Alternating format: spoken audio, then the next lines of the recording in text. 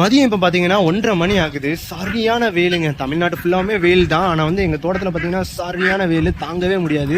நம்ம வாத்து குஞ்சான்ஸ் எல்லாம் குளிக்க இவ்வளோ நேரம் குளிச்சுட்டு அப்படி வெளியே இறங்கியிருக்காங்க. இங்கேயுமே பார்த்தீங்கன்னா தண்ணியை திறந்து விட்டுட்டேன். தண்ணியை திறந்து விட்டதுனால பார்த்தீங்கன்னா அந்த தண்ணியிலே தான் வாத்து குஞ்சான்ஸ் வந்து கிடக்குறாங்க. ஆடுகள் எல்லாம் வெளியே போயிருக்காங்க. அவங்க சாப்பிட்டுட்டு தண்ணி குடிக்கிறதுக்கு மதியம் வருவாங்க. அவங்களுக்காக தான் நான் வெயிட் பண்ணிட்டு இருக்கேன். அவங்க வந்த உடனே அவங்களுக்கு தண்ணியை வச்சுட்டு நான் வீட்டுக்கு போய் சாப்பிடணுங்க.